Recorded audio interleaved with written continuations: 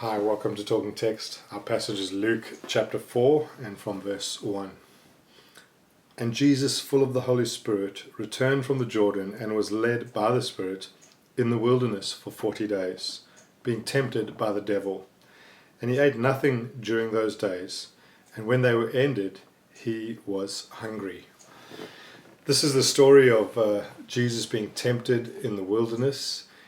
Notice that he is full of the Holy Spirit, it says, and led by the Spirit into the wilderness. Luke has used this phrase a few times. Mary had the Holy Spirit. Elizabeth, John the Baptist from before his birth was filled with the Holy Spirit. Anna, the prophetess in the temple. Simeon at the temple. And now Jesus at his baptism, the Holy Spirit descended upon him, and we see that the Holy Spirit remains upon Jesus. He is being tempted for 40 days in the wilderness, and it says that he was hungry after not eating, demonstrating that Jesus faced the temptation as a human, as a man, not as God. Hebrews says that Jesus is able to sympathize with our weakness because he was tempted in every way as we are, yet without sin. Jesus is able to sympathize with the temptation and the struggle of the human condition. Notice though that Jesus was without sin.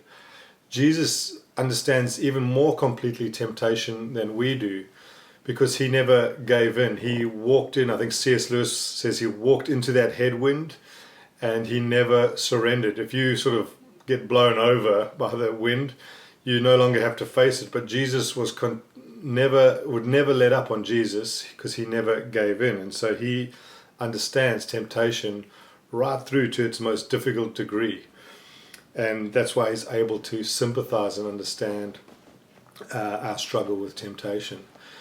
But the major point of this story is to show us the sufficiency of Jesus, that he is the one who overcame temptation and is able to overcome temptation.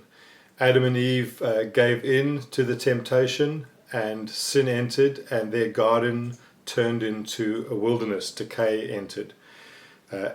Israel in the desert says they tested God in the wilderness. They put God to the test.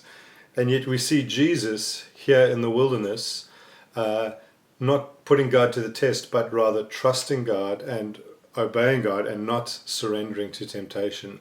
This is the story of the sufficiency of Jesus, that he is the one who overcame temptation and ultimately overcame sin and death. And so this story is primarily about the sufficiency of Jesus, and that we can look to him who was tempted in every way as we are and yet overcame as a man, because it says he was very hungry after 40 days. And so I want to encourage you as we go through this story to look to the sufficiency of Jesus.